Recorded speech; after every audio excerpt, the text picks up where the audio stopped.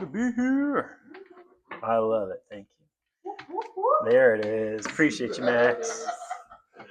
I love it. All right, guys. Well, welcome. It's a great pleasure to have you guys here this evening. For all of you that don't know, we all know I'm Dr. Evan. Great pleasure to have you guys. Tonight we're going to dive deep on longevity of men's health. Very important to me, probably very important to all of you. Wearing or being in the masculine role, leaving a legacy. I don't know if that resonates or picks up with all of y'all, but being a father of four, growing a family, legacy is really, really, really important to us, and our purpose and our vision and our mission of what we do and why we show up and why we work 60 plus hours and hang out with our kids and do all the things that we do, right? So that's what we're going to be talking about today, guys. This is our seminar series. So Be Hard to Kill seminar series. We've done about 6 of these on varying topics. If you guys would like to go back and watch the other ones, you're welcome to do so, as they're all recorded. But our first one was on longevity of the cardiovascular system. Remember seeing you there, sir. So great to have you back. Second one was on genetics, epigenetics. Next one was on pediatric neurodevelopment. Next one was on cycles and seasons of women's health. And today, men's health. Cool? July, I'm going to take a break, but then we'll get back to it. Okay? But again, ultimately with legacy, we really just want to help ourselves, help our families to thrive, to be successful from all the different facets of what that means to everyone. So goals tonight, guys, I'd really be able to educate you guys on what the biological and epigenetic mechanisms are that are influencing long-term health and well-being. When I say the term epigenetic, what does that translate to in your heads? Left. Yeah, absolutely. You have a very wonderful clinical brain, sir. So does anybody else not or has never heard the concept of epigenetics? Thanks. Appreciate that. So back in the day, were you guys ever told that your genetics play 100% or 100% of the reason why diseases show up in your life? Like whatever mom and dad had, I'm going to get, right? It was a super common misconception. Currently, what is accepted in literature is that 5% of disease burden in America is genetically related, where 95% of disease burden in America is epigenetically related, which is kind of scary, but also kind of cool, because that means we have control over 95% of the crap that could possibly show up in our life. So that is the same as environmental. A plus. Nice job. So your genetics can change, but they don't really change a lot. What does change is what binds to the genome, what connects to it. So for example, the terminology methylation. Women are a good example of this. Everybody know that women have a gene in them called the BRCA gene. It's a breast cancer or a tumor suppression gene. Okay, if that gene gets methylated, a methyl group is it's organic chemistry, but a carbon group gets bonded to something. It turns that gene off, okay, which then increases the probability of that woman developing breast cancer by 50%. So there are certain things in our body we do not want methylated, and there are certain genes, like oncogenic genes, DNA that is cancer producing, that we do want methylated. Okay, so this is kind of a high level concept, but that's what methylation means, and that's what epigenetics are, what's currently being studied. And guys, how much crap is in our environment that's messing with our chemistry? Say it louder. A lot. A lot. A lot. So we need to start to arm ourselves with knowledge and tools of understanding, okay, if I use this deodorant, if I wear this product, if I clean with this, if I use this oil to cook my meat in, what impact is it going to have in my life?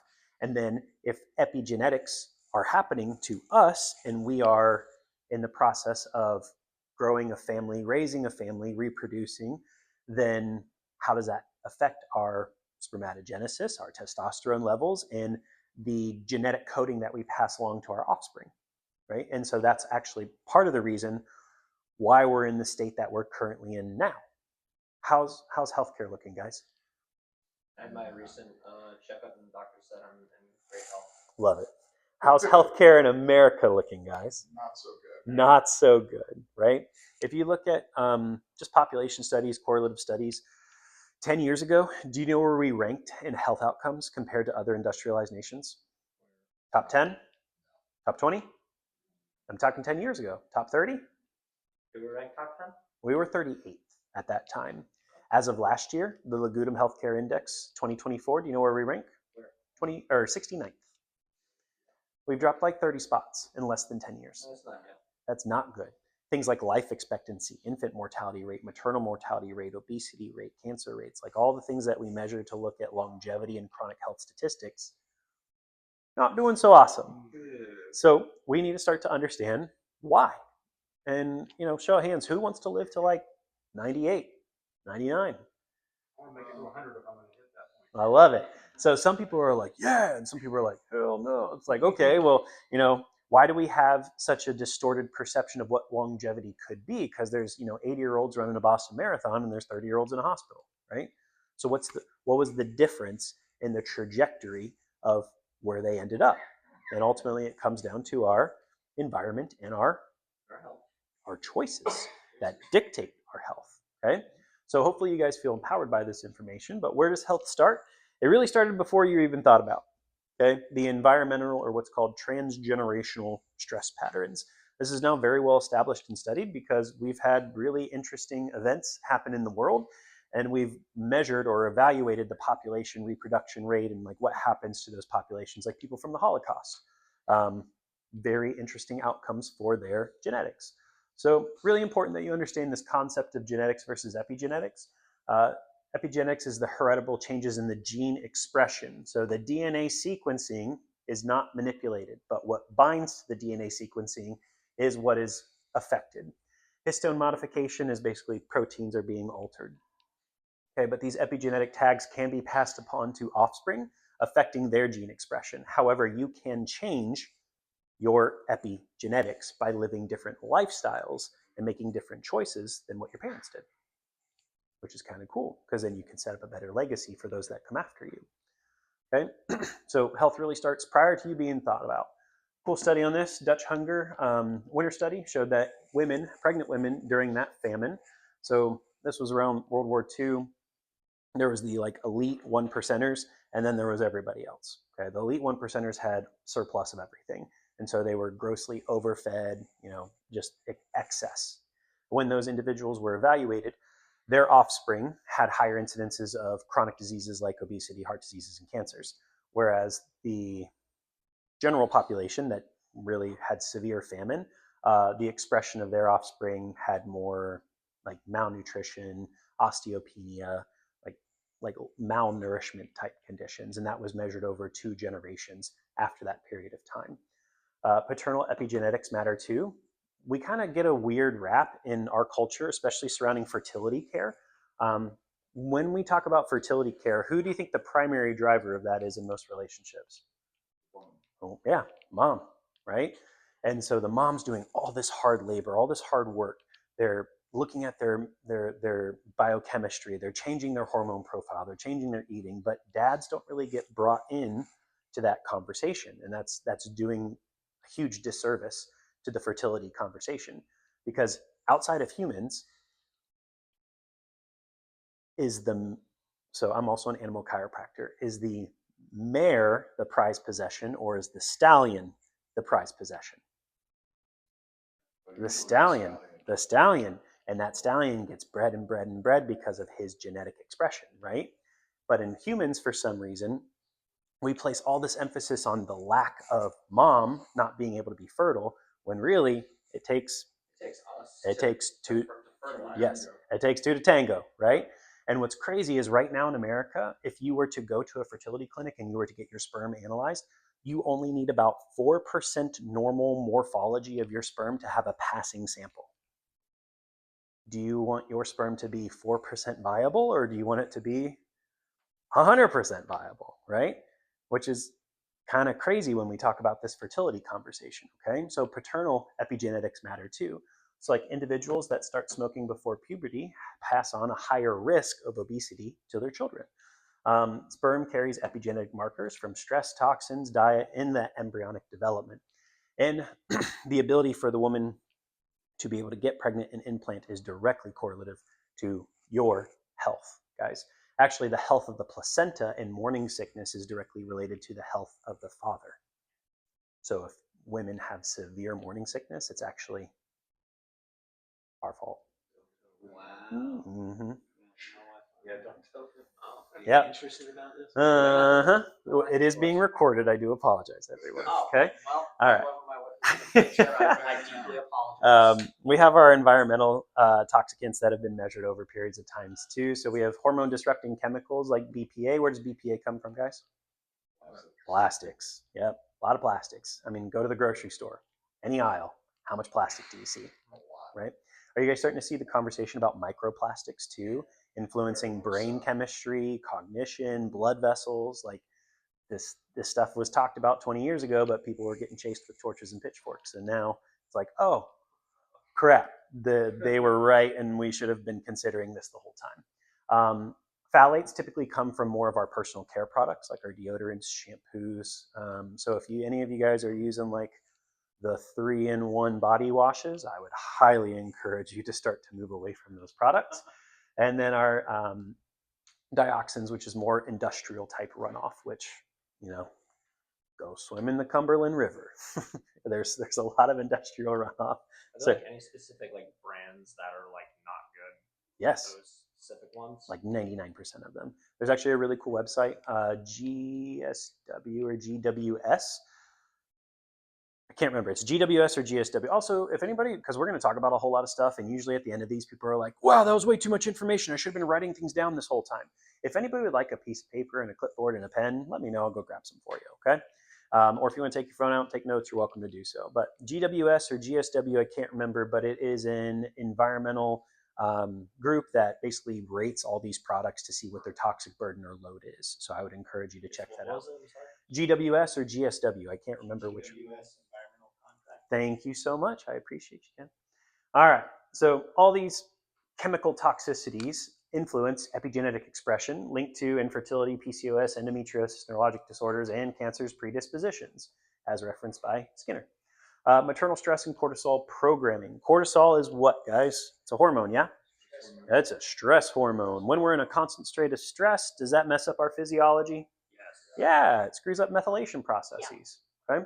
So women in super, super, super high stress scenarios influence their corticoid receptor gene, which makes their offspring more susceptible to things like diabetes, obesity, anxieties, depressions, impaired stress response, and immune dysregulation. So, what happened and really cool in animal studies, they took this mama mouse, and every time she drank water, they electrocuted her, and they mapped the stress response in her brain, and then they bred her. And guess how many generations down the line? So after they bred her, they wouldn't electrocute the offspring, but they would expose the offspring to water. And they would see the same stress response mapped in the infant's brain, even though they didn't have the same electricity stimulus.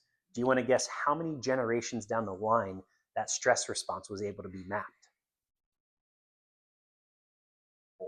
14. Yeah, kind of crazy, right? Did they try to switch it off at all? See if they could do that? I don't know about that. That's a good question. So, but again, it really shows the power and the depth of the choices that we are making now. 14 generations down the line, what we are choosing to do now is going to affect the epigenetic expression of our offspring.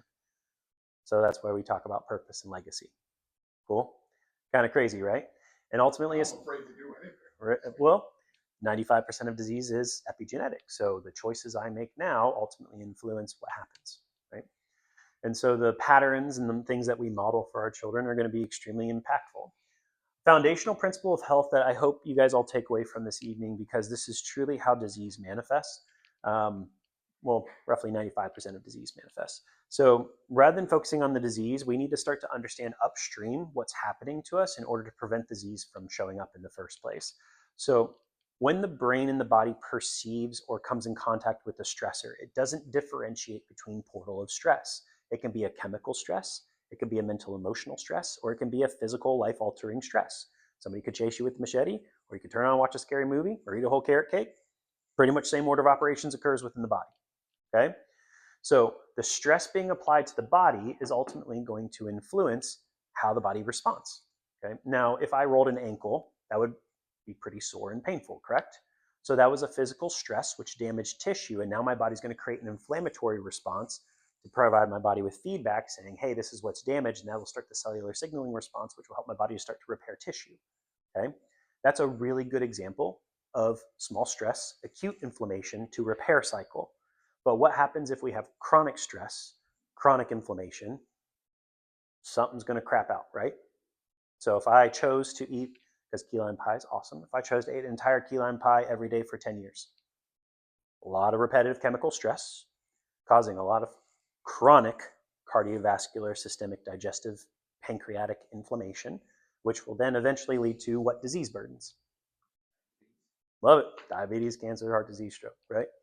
So you can really apply this logic to pretty much any disease process, roughly right now that we're all experiencing.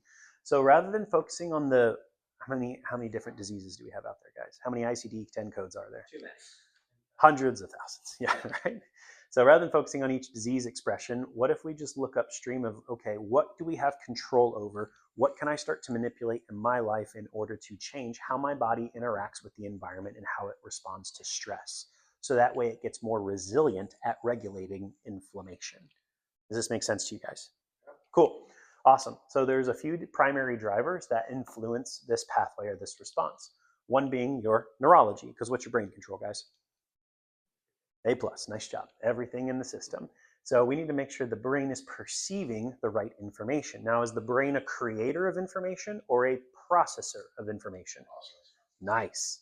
So the quality of the data that it receives affects the organization and the response or the outcome or the effect it will derive.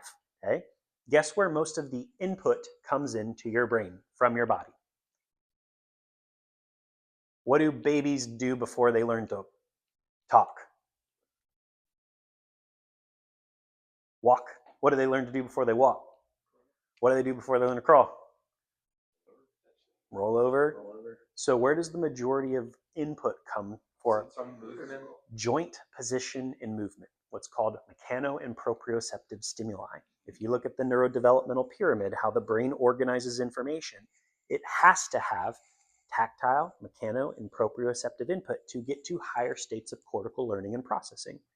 So the nervous system is foundational to this process, and it all starts with joint position and movement, which guess what kind of office you're in, guys? Chiropractor, woo woo. Joint position and movement, right? Because it drives neurology. Then we have our GI system, gastrointestinal. The second most dense collection of neural receptors in your body is located where? Gut. Okay, second brain. Okay. Endocrine system is where our hormones come from. We're going to talk a lot tonight about testosterone, but I do hope to provide you with like some counterintuitive information around it because that's not the only hormone we have inside of us, and nor is it the only hormone that matters. And then immune responses, right? Because this is how we interact with the environment around us and how we produce inflammatory reactions in response to environmental stressors. So really health comes from inside us. It came from before us, but now is the only time that we have control over. So we got to look at what's happening internally and what can we do about it. So these are the things that you actually have direct control over at this time. One being your stress response, or how you manage or how you program your body to handle stress. 2 is the detox process. 3 is how you nourish yourself. 4 is movement. And 5 is mental health. Okay? What we think about, what we listen to, what we program into our subconscious. Do you guys know that roughly 90% of the decisions we make every day are subconscious? You're not actively involved in it. Who here wakes up on the same side of the bed every day? Who here rolls out of bed the same way every day? Who here makes the first choice of like walking into the bathroom and using the bathroom, turning on the shower, brushing your teeth, like literally same order of operations? Everybody ever drive to work and forget how you got there? You're like, whoa, all subconscious programming, right? Because 90% of the decisions we make every day are really without voluntary interaction. You just kind of know, like, because you're so used to it. Yeah, but the crazy part about that is, what if those decisions aren't serving us well? What if that 90% is actually moving us further away from a state of adaptation and health? And we're not even consciously aware of it, right? So sometimes. So that's where we need to start to think about what we're watching and what we're listening to and program these things into our life and be intentional around it. So let's talk about the legacy we leave behind. Do you guys know that men have a cycle? Not the kind that you're thinking about, but we have a 24-hour hormonal cycle. There's highs and lows, and there's different things that we can do at different times of day that honor our physiology, that help us with weight loss, weight gain, muscle mass, cognition, hormonal profiles. Okay, women have a 28 to 31 day cycle. And we talked about that last month on cycles and seasons of women's health. If you guys want to learn more about that, feel free to go back and watch. But we have a 24-hour hormonal cycle. Okay, same order of operations, pretty much every 24 hours.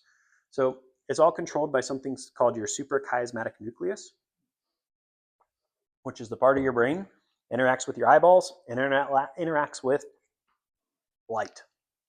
Okay, so one of the first things we should be doing every day when we get up is what? Go outside, stand barefoot in the grass, soak up some sun gazing. Okay, literally just like let that stuff just hit your eyeballs. Has anybody?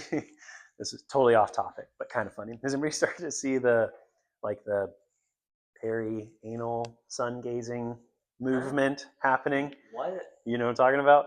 Hilarious. I'm being dead serious. I saw this board meeting and no, swear to God. But yeah, just ass up. Yep, 100%. Has some really cool health benefits to it.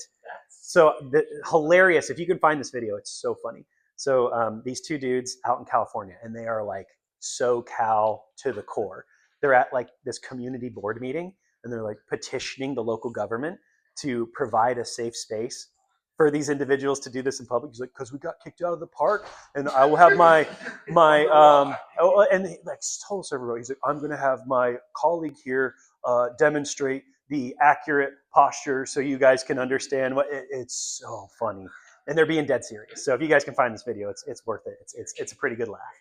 Okay, but there's some detailed benefit to it. Exception to the phrase where the sun don't shine. Yes, sir. But ultimately, suprachiasmatic nucleus coming in through our eyeballs, got to interact with sunlight first thing in the morning because it sets that circadian rhythm. Okay. Has anybody ever read the book Why We Sleep by Dr. Matthew Walker? The rhythms in which you start your day is going to influence the hormonal cycle in which we are ending our day because we are on a 24-hour programmed cycle. If we do not start our day adequately, we will not be able to end our day adequately, getting to deep states of rest, releasing more growth hormone, testosterone, and going through cellular repair processes. Cool? So also, we have chrononutrition to think about as well. What do we eat at what time of day in order to influence this natural rhythm of our body? Okay. So here's an ideal way to think about this process, or here's kind of what's happening to you. Between the 5 to 8 a.m. cycle, cortisol levels are going up. Why? You're starting to wake up. Nice job. Usually cortisol and testosterone are inversely related to each other. So your cortisol is actually high there, but it's going to start to come down, and testosterone is going to start to go up between that 5 to 8 a.m. hour. Because gentlemen, we all typically wake up with something in the morning, and that's why. Okay. Key effects: wakefulness, alertness, fat burning, peak libido, muscle building potential. What to do with this time of day? Ideally between 5 and 8 a.m. we should be getting into fitness, getting exposed to sunlight. I would encourage you to think about breaking your fast somewhere in this cycle, and we'll talk about what to eat at that point in time, but really strength training and sunlight. Okay. Between the 9 to 11 a.m. cycle, that's when dopamine and insulin sensitivity are the highest, meaning it's a insulin sensitivity, not insulin resistance. We're more sensitive to insulin release at that time. So that's the best time for focus, motivation, best time for productivity, deep work states, and tackle high stakes or high stress scenarios. 12 to 2, cortisol levels are coming down. We have more stabilized insulin. That's where our body focuses a little bit more on digestion and repair. Most of us usually start to feel a little bit more sluggish and fatigued between that 2 to 3 p.m. hour window, correct? That is because of this downregulation of cortisol, but also your liver, if it's having a hard time processing sugar, can be a reason why you feel super, super fatigued between 2 to 3 p.m. So you may actually need to do a little bit more liver support starting your day, and a really good way to do that is organic dandelion root tea and green tea. Green tea has a lot of polyphenols in it, which help you, and then organic dandelion root tea is a really good liver cleanser. Okay, so something you may want to consider doing. Yes, sir. I was just going to ask you, what if, like, during that 3 to 5 Mhm. or 2, I would say maybe like 2 to 4 for me. Yeah. It's like the opposite. My physical strength and coordination is not at its peak. It's like Mm. dipping. And then at about 6 to 8, it like spikes. spikes like a rock. We might be eating the wrong things at the wrong time of day to facilitate that process. Or do you start your day with caffeine? I have started back. Okay. So caffeine also affects and alters this relationship because caffeine induces aldosterone, adrenals to ramp up, fire up, and that messes with us as well.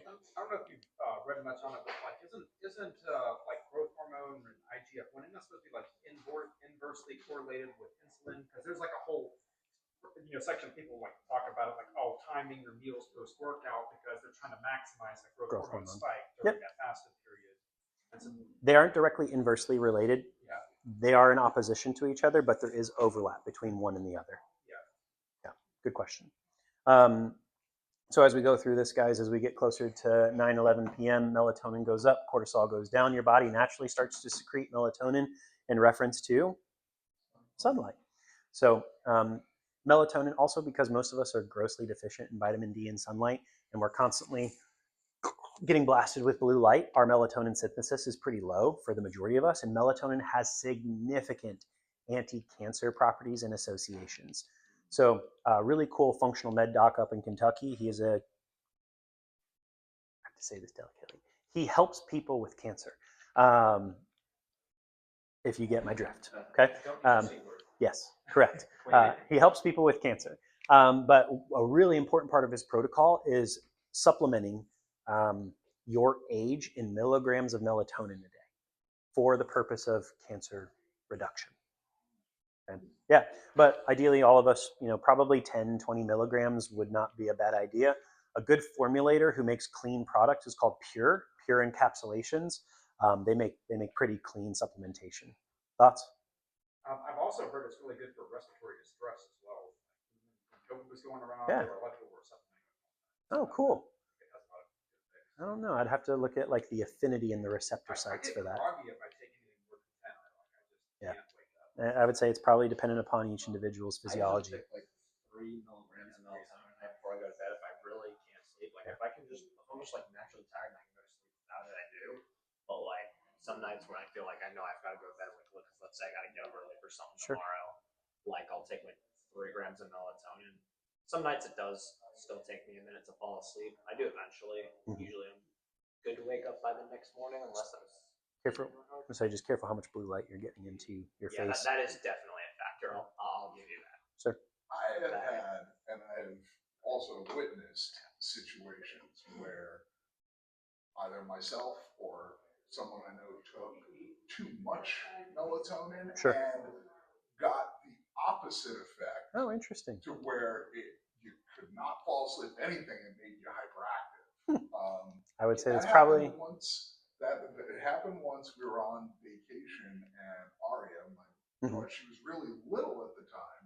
When was We this? gave her this. We went to Florida. I think you were 13 or something. Oh yeah, that's right. So what happened was she was a little hyperactive, and we gave her what we thought was like 1 milligram. She was little, but what we ended up giving her was like a 5 milligram pill, and she was like climbing the walls all night. I wonder if there was any other chemical interactions occurring between medication, supplementation, melatonin, and also everybody's brain chemistry is a little bit different. So we're talking generalities, right? And it's happened to me. So maybe, I don't know, maybe it's hereditary that both myself and my daughter or have. epigenetic. But I've taken too much melatonin also and gotten I just felt hyper. Like almost like I had too much caffeine. It was just weird. I don't know. I'd have to dive a little bit deeper into that for you, sir. Yeah. Okay. How to optimize these cycles. So like our wake cycle, our strength training cycle, our cortisol cycles. So this is ideally what we should be doing around these periods of time. So again, 7 to 9 a.m., 3 to 5 p.m. is when we should be engaging in strength training. Fasting windows between 7 p.m. and 11 a.m. Deep work between 9 and 11 a.m. is when you're going to be most productive. Again, sleep windows kind of match up with our fasting windows ideally. And then peak performance first thing in the morning. According to JAMA, testosterone levels are 35% higher in men who sleep 7+ hours at night compared to those who sleep less than 5 hours. Really cool. In the circles of like Olympic powerlifters, like the dudes on Men's Health that have like just excessive body mass, they try to sleep like 10, 12 hours a night because of the cycles of hormone, growth hormone, testosterone, gonadotropin releasing hormone, because it helps body repair and recover tissue. So that's why their T levels are a bit higher, plus probably some of the other fun stuff that they're doing on the side. Chronobiology International, men with late night eating habits had lower morning testosterone and higher cortisol levels. And then Journal of Clinical Endocrinology, natural light exposure and wake timing are directly tied to your testosterone levels and mood regulation. So your stress response in your body, guys, it's called your HPA axis, hypothalamus to pituitary to the adrenals, okay? So your stress response and your precursor to your hormone formulation starts where? Brain. Nice. What kind of office are you guys in? Chiropractic office. What do? We fix spines and brains. So if you want your spine and brain to work better, you want your stress response to work better, we actually need a 20-degree, minimum of 20-degree cervical curvature. And this is very well established in the literature now. So if we have altered stress responses, or we've just been super duper stressed for a really, really, really long time, typically testosterone and cortisol are inversely related to each other. So the higher cortisol goes up, the more we suppress gonadotropin releasing hormone, which comes from your pituitary. And the pituitary then tells your testicles to release testosterone. So if that feedback mechanism does not occur, we don't generate testosterone. Okay, so you have to have your hypothalamus tell your pituitary to release a stimulating hormone that makes your testicles do what they're supposed to do, which is why juicers who don't do this well and they inject a bunch of testosterone in their body, what happens to their testicles? Because there is a surplus of said hormone, so the body no longer needs to create it anymore. So really effective people that do this really well, they not only inject testosterone, but they inject growth hormone, gonadotropin releasing hormone, and all the other one. It's really like this. The endocrine system is not independent, it's interdependent. What happens upstream is going to affect downstream and vice versa. And if there's a surplus of one, it's going to shut off the stimulation of the other. Does this make sense to you guys? Kind of like everything in moderation, right? That general old adage. With high stress response, as testosterone goes down, we can see an increase in estrogen function. Now, estrogen is actually a vital hormone that all men need. We don't create estrogen, but testosterone gets converted into estrogen through a certain biochemical process, which we'll talk about here in a second. But men with too low estrogen actually have loss of bone density, more fractures, and other health problems. Okay, so but if estrogen goes too high, then we start to have a lot more fat gain, visceral fat, and increased aromatase activity, which is the enzyme that does convert testosterone into estrogen. So this enzyme gets released more when we're super duper stressed. Those adverse impacts also occur to women, right? They have low bone density. Estrogen, progesterone, testosterone. Theirs is just in a different relationship than ours. So with that stress response, high cortisol state, if you guys are super stressed, how do you sleep? Yeah, not super great. If you're super stressed, typically reproductive function kind of, it's not super present of mind. It's not on the forefront of our mind, correct? We talked about melatonin production and fertility. And then also with this high stress response, we're going to end up with various fertility challenges, because if you do have HPA axis dysregulation, if you're just constantly driven into this high stress state, we're going to have a lot more what's called oxidative stress, which means inflammation and stress down at the cellular level. Have you guys ever heard of something called antioxidants? Things that you get from like blueberries and raspberries. Yeah, cool. So this is a part of chemistry. If you are oxidatively stressed, your cells are stressed. They aren't the anatomic structure of so atoms create molecules, molecules create X, Y, and Z, and it goes up the chain. So at an anatomic level, things are unbalanced and unstable, and things unravel and denature, and things break down faster than they build. Okay. With that stress response, high stress state obviously messes with our mood, but it also messes with cognition. The higher stressed you are, the faster the cognitive decline.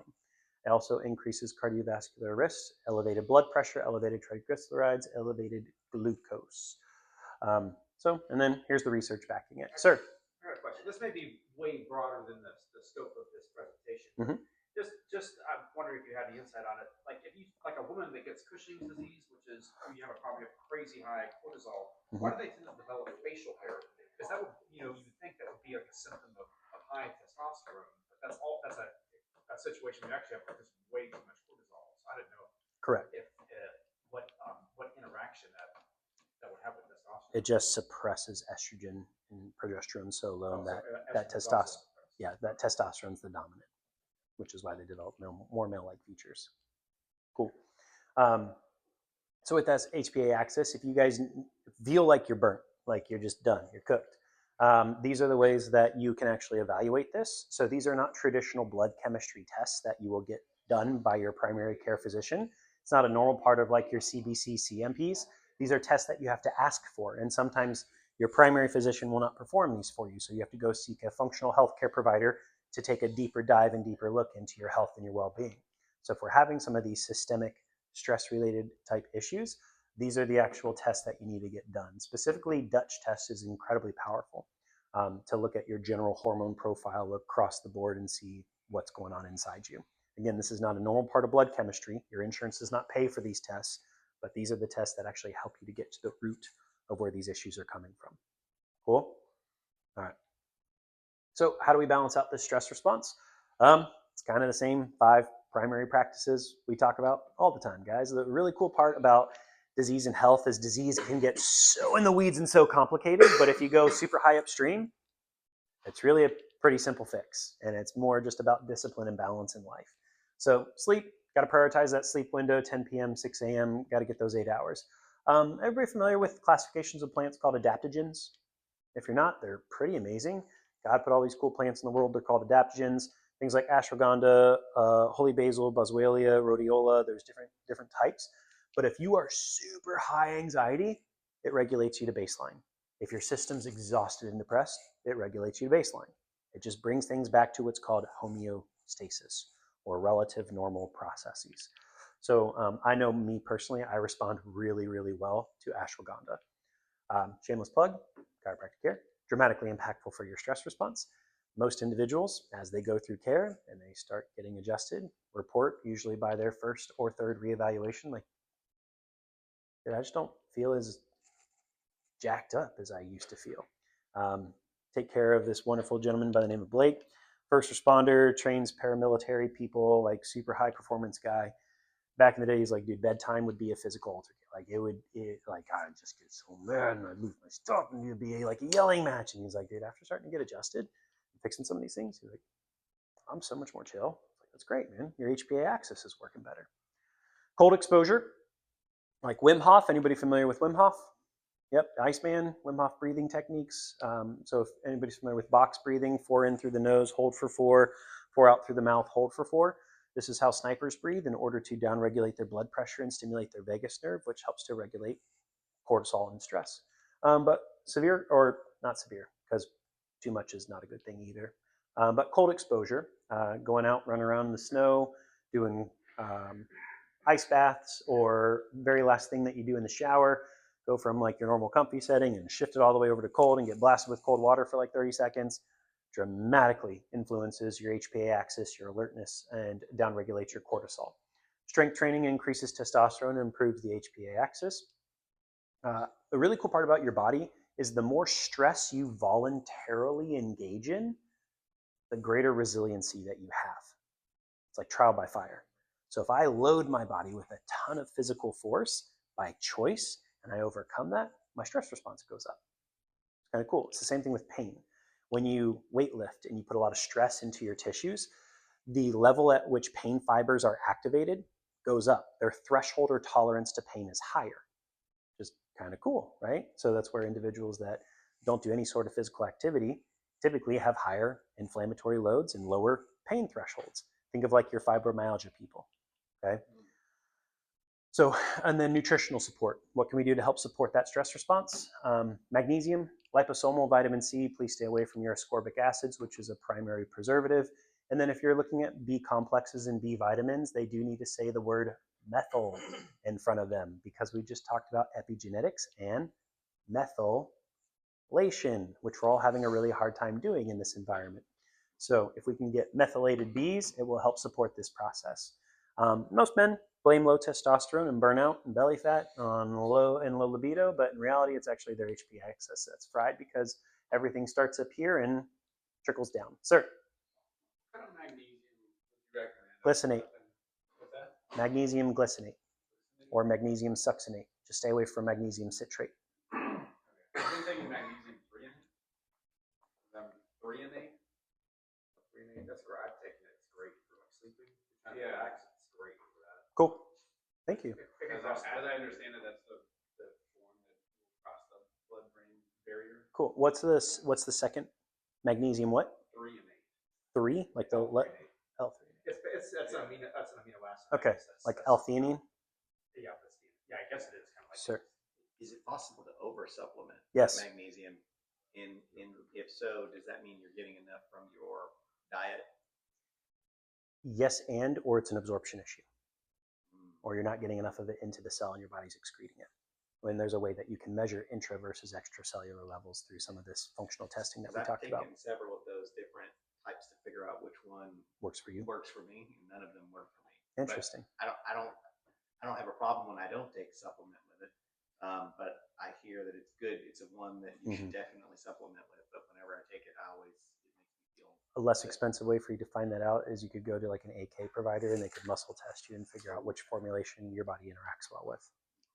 Okay. All right. So with men, especially aging men, we focus heavily on testosterone and low T, but there's also a misconception here that estrogen is completely bad for men, and it is and it isn't at the same time. Too much and not enough, just like everything else in life, is a detriment to the body. While excess estrogen can cause problems like gynecomastia and low libido, estrogen is actually essential for men's health and emotional health as well. Too little estrogen due to extreme fat loss, so people that carry too little body fat will have excessive enzyme inhibitors that then suppress that even further, and then they typically suffer from that, like chronic stress contributing to brain fog, memory decline, joint pain, low libido, so forth and so on. So where does estrogen come from men? Testosterone actually gets converted into estradiol, which is a version of estrogen. If their estrogen acts on the estrogen receptors in brain, bone, and blood tissues, it helps to actually increase bone density in men. It protects the arterial walls, increases the elasticity of the blood vessel, and increases nitric oxide production. Nobel Prize winning study on this in the late 1990s by 3 medical doctors shows that if you can increase your nitric oxide levels, you can pretty much reverse arterio and atherosclerosis, or hardening and plaquing of arteries. So that's a really beats. Nice job. Yeah, crap ton of beats if you can. But there's also some really good formulations of nitric oxide nowadays. One that I personally use is called VasoPro Plus. It's really beneficial. It's usually the first thing I put in my body in the morning. You do have to be a physician to get it. So if you want it, let me know. There's a consumer grade version one though that's pretty good. It's formulated by Dr. Brian something in Texas, and it's called NO2U. So nitric oxide number 2U. Okay. So if you want to check that out, feel free.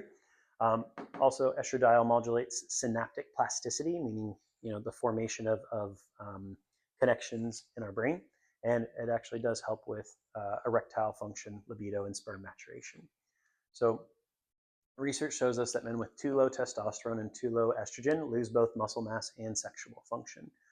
So we want to be careful about where these things are in balance, and this is where those Dutch tests come into play, because we can figure out if we're too low, optimal, or too high. And again, that's not a traditional part of your blood chemistry, so I would encourage you to ask for this. Okay? What can disrupt estrogen balance in men? Excess aromatase, which comes from high visceral fat. Leptin, which is a hormone released from your fat cells, has a really significant impact on your estrogen. Endocrine disruptors, like we talked about, are BPA phthalates and soy protein isolates. This is why I have a bit of a bugaboo with general veganism, at least veganism done from a certain way, because most men, long-term vegans, just trash their hormones over a 5-10 year period of time, and it takes a while for them to build back up. And then low cholesterol diets and statin usage. Guys, every single cell in your body needs cholesterol, uses cholesterol. Do you think God would make you make something that every cell needs that's going to kill you? No, right? Cholesterol is such a very, very, very important molecule. Cholesterol is the precursor. You have to have cholesterol to make any hormone. Cholesterol is also the precursor to the formulation of something called myelin. And myelin is the fatty sheath that surrounds and insulates your neural tissue. So when we don't have cholesterol, or we're suppressing cholesterol, or even because there's differences in HDLs and LDLs. Most people know that. But LDLs are broken down further. So most people don't get a complex LDL profile run. They just said, hey, you have too much bad cholesterol. That's not really true. If you have LDL apoprotein B or apoprotein E, then you are highly more susceptible to cardiovascular disease. But this is an advanced lipid profile that you have to ask for. It's not a part of general cardiovascular blood works and screenings. So you have to like really push to get the appropriate diagnostics done versus like, oh, your LDLs are too high. Did you know that there's this landmark study evaluating 300,000 people published back in 2015 showing that there is no increase of any kind of mortality across all measures of disease if your cholesterol is between 150 and 250. There is no increase in any form of mortality across all measures of disease if your cholesterol is between 150 and 250. Yet, gentlemen, If they say 200 is too high. that's not what the research says. Yeah. And it's not what the research says looking at LDL profiles. Yeah, I used to work at Quest Diagnostics, so I get free lab testing. So I did all kind of experiments on myself. I tried getting it really low, and even just if you eat just even slightly too early before the test, like one time I accidentally took a sip of my wife's coffee, which had creamer in it, and I said, "Oh shoot, I'm supposed to get blood work done." So I put it down. That one little sip of like a gulping of like the heavy cream and stuff completely screwed up my cholesterol. But what I was gonna say is I did like keto for like several months and tested my blood through it. And my cholesterol went from like 200 to like 225. Like it wasn't even. It's like they're telling me not. I'm literally only eating like fat and protein. I mean, tons of cholesterol, and it hardly. My ratios improved, and it hardly raised it. So. Yeah. And there's really cool arguments to be made around this. If you guys like reading, Carnivore Code by Dr. Paul Saldino is a good book to read. Paleocardiologist, another which I personally adhere a little bit more to. By Dr. Wolfson, another really good thing to read to understand the longevity of the cardiovascular system and where more advanced testing needs to be done versus, hey, your cholesterol looks bad. Most people are getting overprescribed this medication from crappy diagnosis. And then when we do get statin medications prescribed to us, do we ever get it taken off? No. And then what's the most common yet severe side effect of utilization of this medication? Early onset on Alzheimer's, dementia, and cognitive decline. Okay, so we just need to be a little bit more conscious. That's interesting. There was a book by Dr. Peter Attia, Live, and that was one of his recommendations for cardiovascular health is taking statins as early as you can. I would do the exact opposite and run far, far away. Yeah, I saw what somebody was debating him on. That was YouTube. I don't know who was hosting it. There was somebody debating him on that. On that point, yeah. My doctor agrees with you. My primary physician. That's a common practice. Anybody with heart had a heart attack or had heart problems, first thing they're going to do with the statins. Statin, blood pressure, and anticoagulants typically. So after we get through stress management and understanding a little bit more about our hormones, next thing that we can kind of get into is detox. And it's becoming much more, I used to give a whole lot of weight to detoxification protocols, but man, just the longer I'm in practice, and the more sick people and sick children I'm seeing that respond really well to detox type protocols, the more merit I think that it has. The crazy part about this, because we have so many high phytoestrogens or estrogenic type chemicals in the world that mimic estrogen, or what are called phytoestrogens or xenoestrogens, it's really messing up male and female physiology, because if females are too high estrogen dominant, they can conceive, but they can't carry, usually past 12 weeks. Okay? So this all comes from our plastics, pesticides, and sperm count. Okay? So crisis sperm count has dropped by over 50% since 1973. That's in total volume. Yet a viable sperm sample, again, is less than 4% normal morphology, meaning the sperm looks the way that it's supposed to and is going to perform the way that you want it to, which is crazy because if we're all about legacy for future generations, we're very rapidly approaching the ability to not do this anymore. Okay, and I don't know how far down the rabbit hole you guys want to go, but there was a video circulating of a TED Talk of Bill Gates about 20 years ago talking about how we need to diminish population, and you know what I'm talking about. So, and he's the single largest land owner and farm owner in the world, or in our country. He owns the majority of all farming. So global sperm crisis has declined by over 1% year over year for the last 50 years. So, and it's not so much about genetics as it is about the epigenetic expression. So what are estrogenic chemicals? These are xenoestrogens coming from foreign substances, but again, this is coming from our plastics, our hygiene products. Atrazine is a new one that we're talking about, and actually the one who brought it to public attention was our wonderful RFK. No, I'm super pumped about that because he's the one that's been providing a little bit more light about this. Atrazine used on our products in animal studies have turned male frogs into female frogs. It completely feminizes male function. And this is what's primarily sprayed on a lot of our pesticides. Same thing with like Appeal, that clear coating that they're putting on things now, even organic produce, in order to make the produce last for longer windows of time for shelf stability. This is exactly what I'm talking about.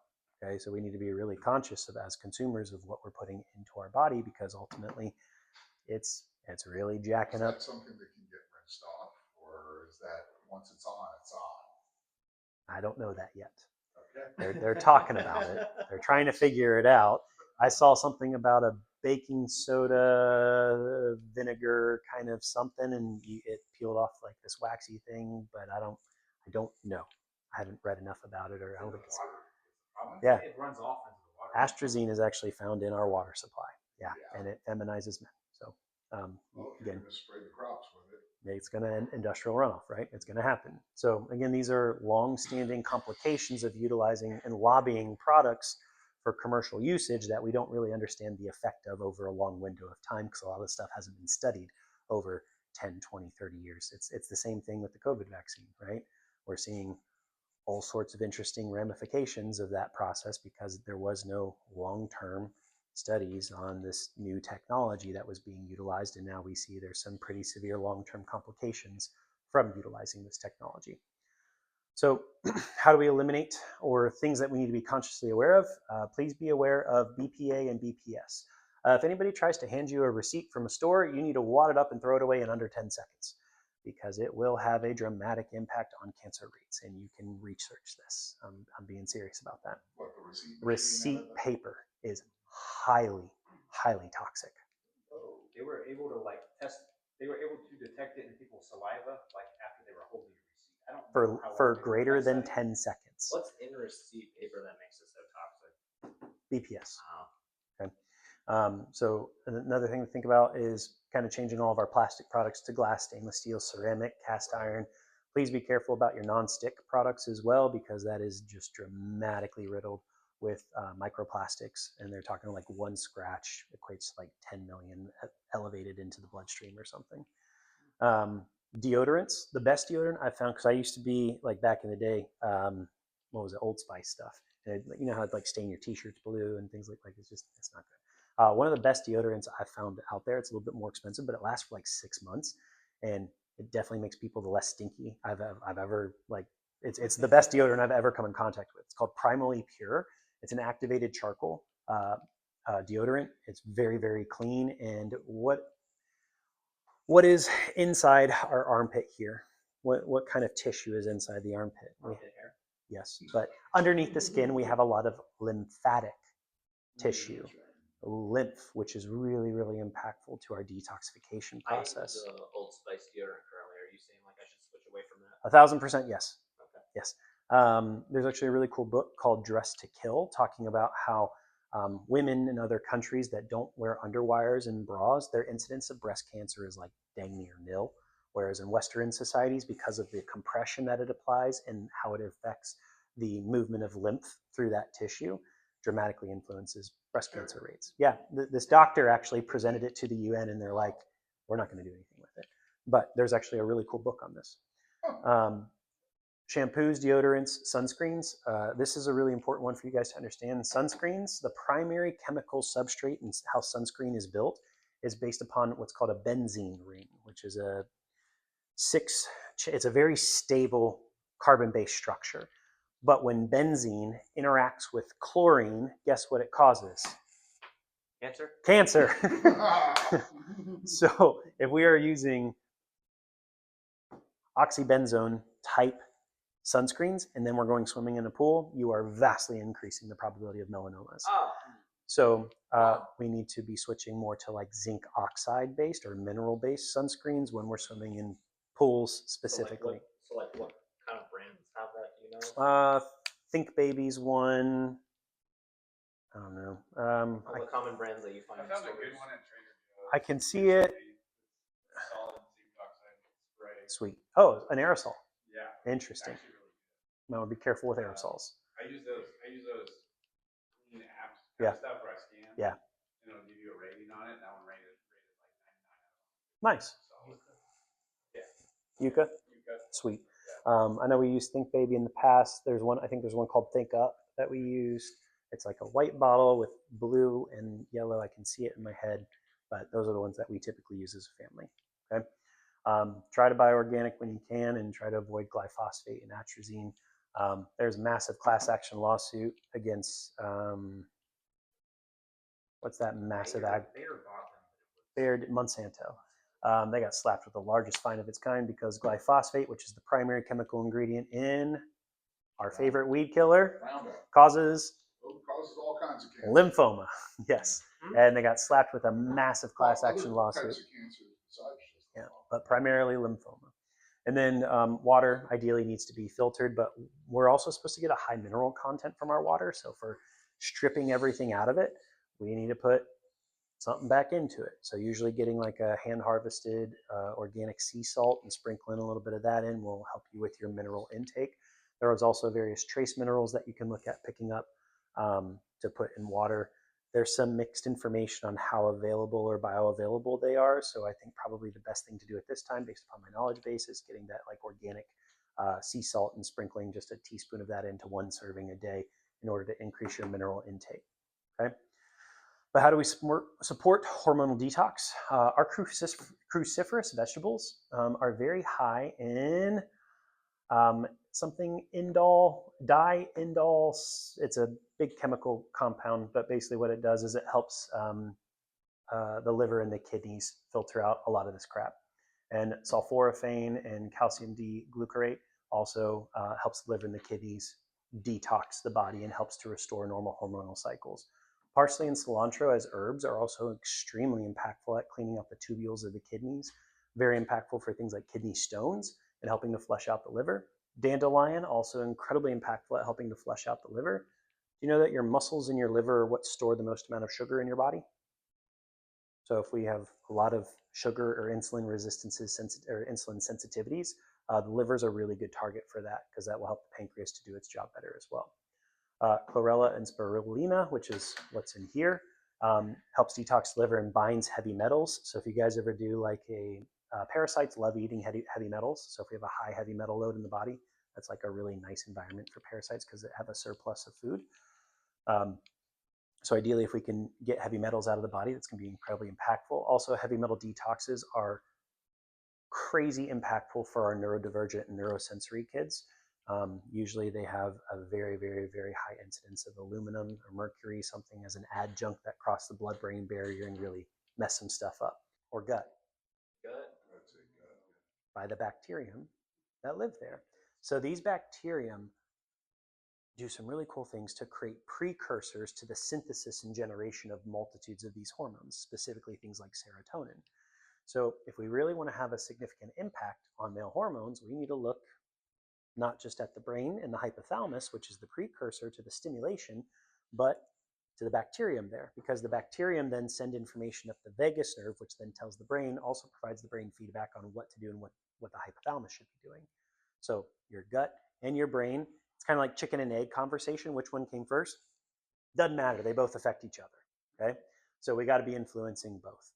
So a good way to help ourselves with our microbiome are prebiotics, because the prebiotics is basically the substrate that the bacterium grows on. The probiotics are what feed it, and then what is this? Polyphenols. Sorry about that one, but green tea is a really good source of this.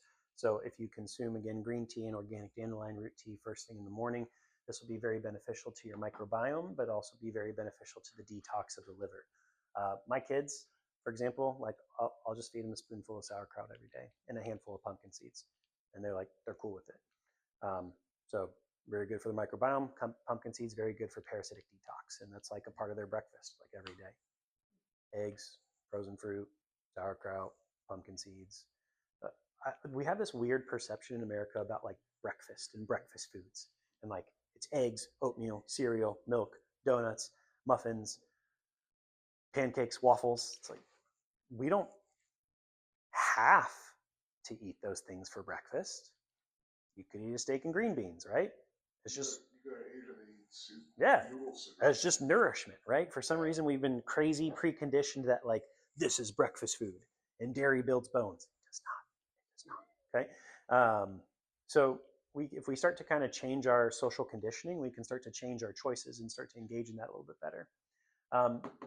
Inflammation, like we talked about, that stress inflammation process is a huge driver of this decay and this dysregulation. So great ways to help our body with nutritional or with anti-inflammatory protocols are going to be eating those high omega foods, those polyphenols, those anti-inflammatory processes like turmeric, curcumin, green tea extract, magnesium and zinc, like we already talked about, because those two things influence testosterone production. And then important for y'all to avoid things like seed oils. So cooking with your grapeseed oil, your canola oils. Help me out here.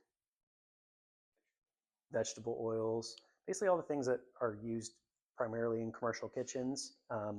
That's why there's a big push now. Like if you've seen Steak and Shake, they're like, we're going back to using tallow. And a couple other restaurants are like, hey, we're going to be using these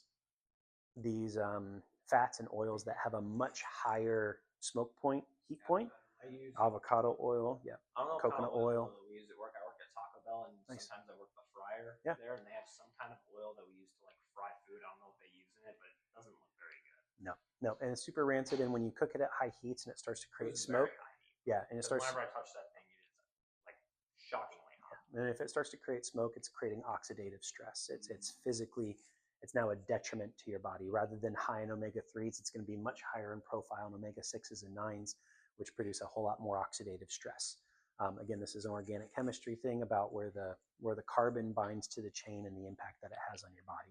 And I saw something recently, like I said, it might be beyond the scope of this, but they were considering that maybe, because you have like the healthier fats and the worse fats, you have trans fats and all, but they were saying it might actually be the number of carbons in that chain has a greater effect rather than just the class of fat. Correct. And where that last methyl group binds to that carbon chain.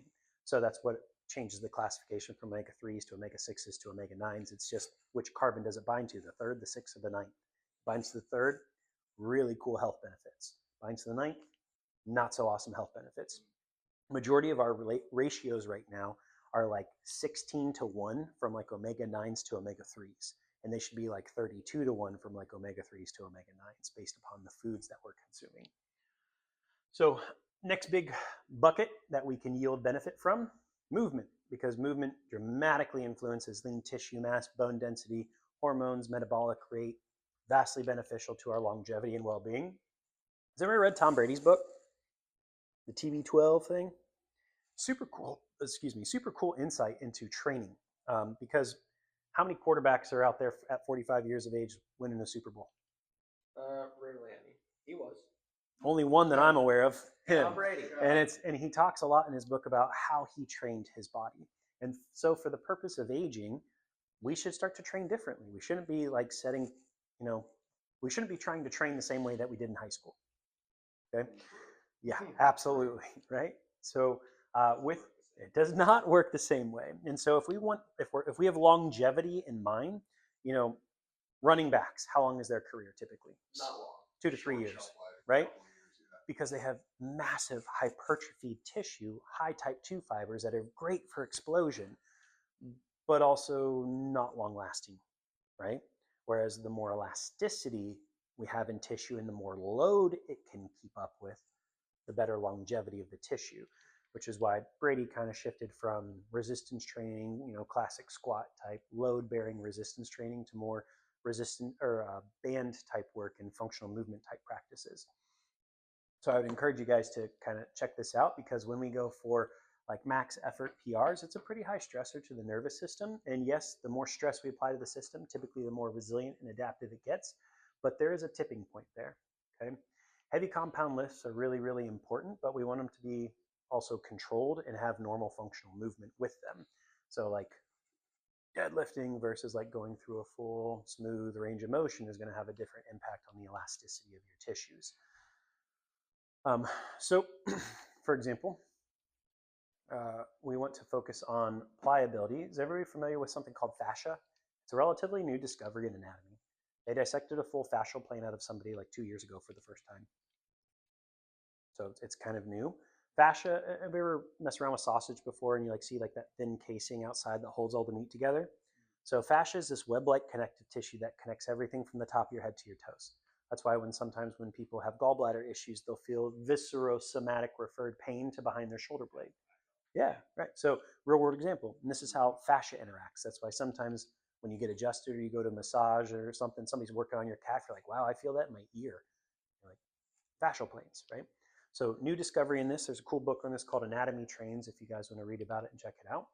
But fascia has dramatic impacts on the movement of fluid through something called the interstitium. It's the space between cells and tissues.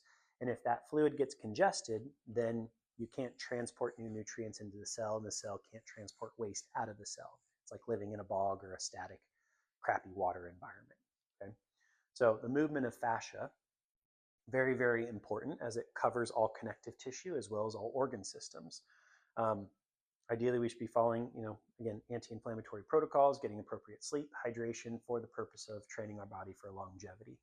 I really like this video because it shows an example of how functional movement is now starting to be applied in really cool ways. So these are different types of flows that individuals are doing now, going through multiplanar movements, multiple rotations, multiple angulations. For example, like usually as we get older, we start to walk more, right? Like walking is a pastime. Walking is something that we do to keep up exercise and activity.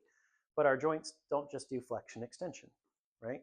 They do translations, they do rotations. And so if we're not challenging the body to move in multiplanar type motions, we're going to lose the elasticity of that tissue. We're going to have more connective tissue diseases. So great example of that.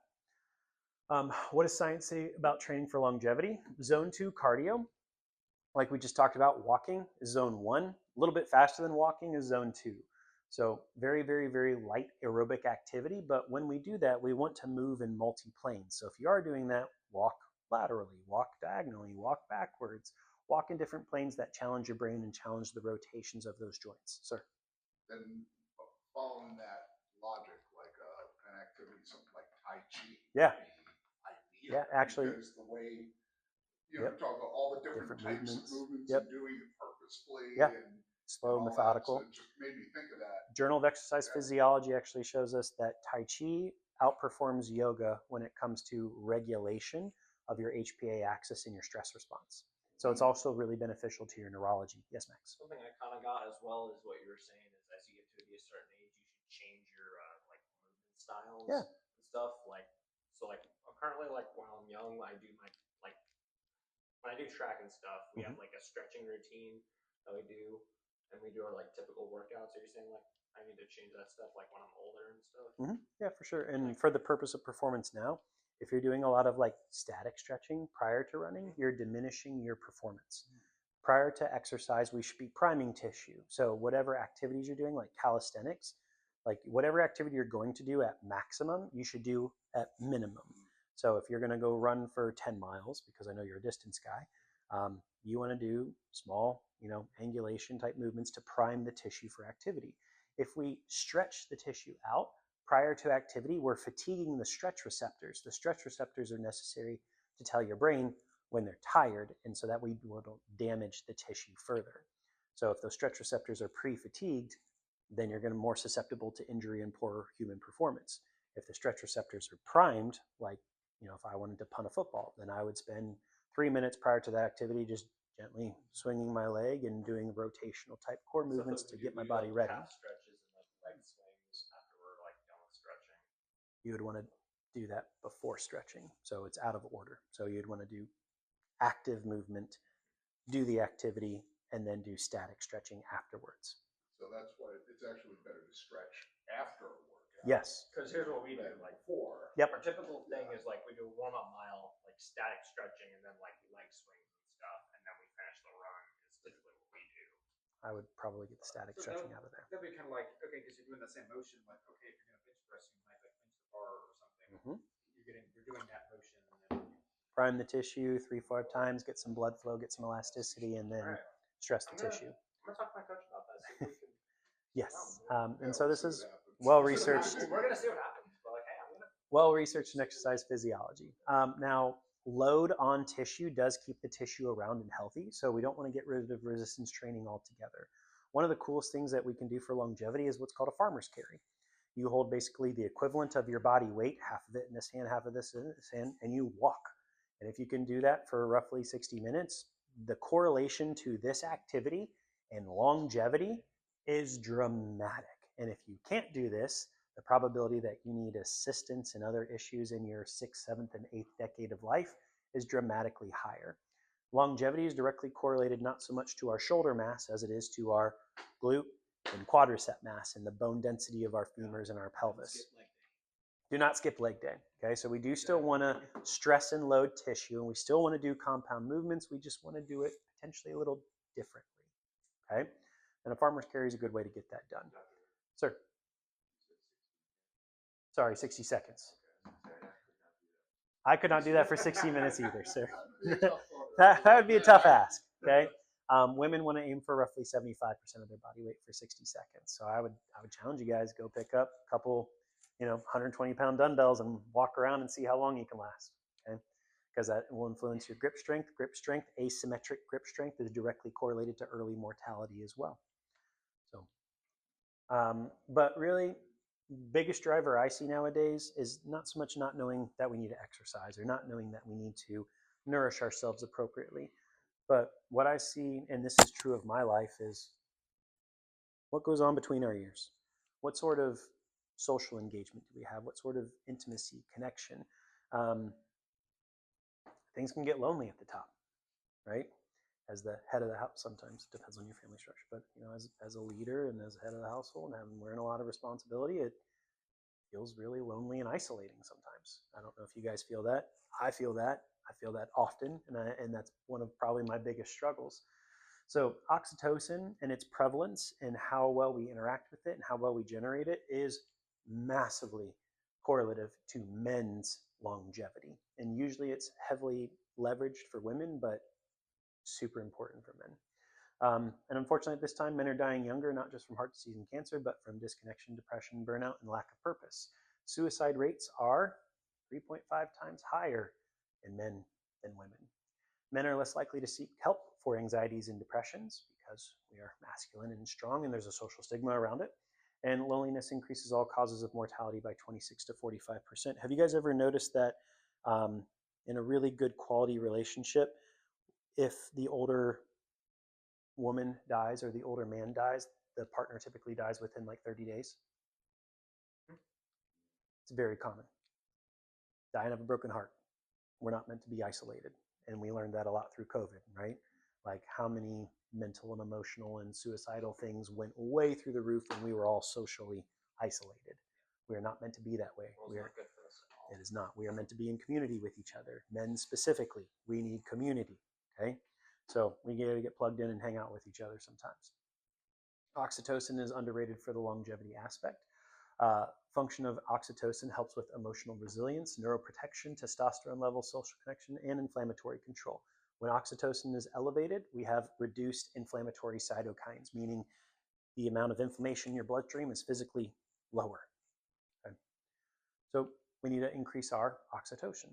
Okay? Purpose is biochemical, or And people with high oxytocin, lower C-reactive protein, which is a main way that you look at your blood chemistry. That's on your CMP profile. That's a normal thing that people look at. Elevated C-reactive protein, high inflammatory states.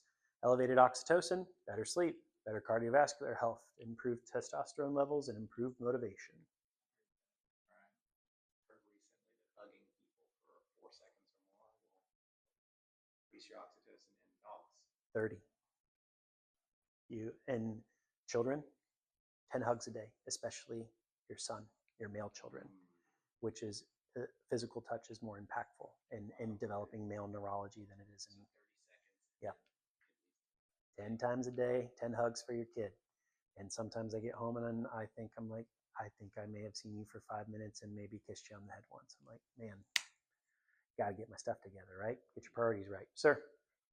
Do you think touch is becoming a primary need versus food, water, oxygen, things? Interesting thought. I'm getting a lot of that debate. Yeah, in your psychology classes? It's interesting. I'm beginning to It's kind of, wonder. I don't believe it. I don't believe I don't know. I think if you distill it down, kind of comes down to that nature-nurture conversation as well. But physical touch is a primary driver of hormonal responses and social engagement. So super important. Also really important for your vagal tone. Your vagus nerve is the primary communicator between brain and gut. So how do we increase oxytocin production? Having intimacy, male to male intimacy, communication, social engagement. When I say intimacy, it doesn't always mean sex, right? It just means connection, right? Human connection. We need to be connecting with people, hugging people, loving on people. Okay, that's where the cool part of being a chiropractor is I get to love on people, give hugs, lay hands on people. I'm constantly in physical contact with individuals, which is really, really fun. Acts of service, altruism, drives oxytocin and dopamine responses in the brain. Prayer and meditation. Really cool book on this. Has anybody ever read anything by Bruce Lipton? He's an MD, DC, PhD. He's a doctor. He used to teach at Stanford Medical. Really cool book called The Biology of Belief. If you have not read this book, I encourage you to because it is really cool and impactful. But it basically talks about how at a cellular and anatomic level, as humans, we work and perform better when we have this relationship active, when we have an active prayer life, when we are actively meditating, when we're actively being conscious to the world around us. Okay, super cool book on that. And if you want to take that even further, really cool doc by the name of Joe Dispenza, who published multiple books. One's called "You Are the Placebo," the nocebo effect, talking about how just your conscious awareness and your intention that you put towards something creates dramatic impact. He did the largest study of its kind, 5,500 real-time MRIs, where he has a network of people praying or meditating and consciously putting effort towards healing another individual that they're not in anywhere close proximity to. And in real time, they are seeing neuroplastic changes in this person's brain and the brain rewiring and their body like actively healing itself. I know it all kind of jumps into the realm of applied and theoretical physics, but ultimately we are all frequency-based individuals. Everything is vibrating at different resonant waves and resonant frequencies. So there is some truth to this. I would encourage you guys to check that study out because it's the first of its kind and it's really, really cool. Breathwork and cold exposure helps to reset that HPA axis and promotes that neurochemical release of oxytocin and feel-good hormones. And then just having purpose, understanding why you're here, what you're doing, and what you're on mission for. Most individuals don't set goals for themselves, and if they do, they typically fall off. So having a purpose, having something that we get up in the morning for and drive towards ultimately influences our happiness and success. So being in the service of others is truly usually where we find our own purpose and happiness in life. So how do I find purpose? This is a really good question and something I think probably all of us struggle with in varying stages of life. Because let's say I had a specific purpose. I was the primary breadwinner for my family and now I'm retired. What's my identity now, right? Or let's say I was a multi-sport athlete and I blew a knee. What's my identity now, right? We lose or we find and lose purpose in different seasons and stages of life. So kind of refocusing around the why behind we're doing what we're doing helps drive that intention, and ultimately the why is going to dictate the action and the outcome. So if I don't have a purpose for eating healthy, why would I ever engage in that process when it's much easier to go to McDonald's? Correct? So these are really, really good books, ones that have been super influential to me. Also, if you have children at home, specifically a son, Wild at Heart is a really cool book to read. Encourage you to check that out. Atomic Habits builds a really cool tactical framework of how to start to change your choices, because it just builds it into the framework of your life and talks at a very surface level about the neurophysiology of making a decision. Super cool book here. Can't Hurt Me by David Goggins. One I don't have up here, which I would put probably at number 9, is Extreme Ownership by Jocko Wilkins. Yeah, super cool book. I would encourage you to check that one out. And then Purpose Driven Life is also a very, very good one. But I would encourage you guys, if you're struggling on finding purpose or your why, or you feel a little lost, start to reprogram your conscious and your subconscious, so that way you start to understand or look at the world in a different way. And then last question I want to leave you guys with is, what kind of legacy do you want to leave for yourselves, for your family? Now that you understand the epigenetic influences of a lot of these choices that we're making, whether we're eating out of plastic containers or applying a different type of deodorant or working out in a certain way, it's ultimately influencing our longevity and our genetic and epigenetic expressions. And if you're still in a reproductive phase, it becomes even more important. And as patriarchs of various families, instilling this knowledge in individuals prior to conception would be the most impactful thing that we could do, right? The more that we can feed into our children and our grandchildren and help them start to discern and make better choices for themselves, versus being like, hey, it's grandpa and grandkid time, let's give them 27 donuts. Yeah, it's fun, but what impact is that actually having? Correct? Not a good one. Yeah. So I challenge you to think about the legacy you want to leave, and we want to model the behavior that we want our loved ones to follow. So primary things that we need to focus on really boils down to 5. Number 1, a little biased, get adjusted. Improve your HPA axis, help your brain process information. That is not biased at all. That is 100% facts. That is true. Number 2, pray, meditate. Your relationship with your creator and your relationship with your world around it and how you view things is ultimately going to influence your stress response and your relationships. Number 3, got to nourish ourselves like your life depends on it, because of epigenetic methylation and histone modification issues and the toxic load that our bodies are incurring. So we got to be really conscious consumers here. Strength train.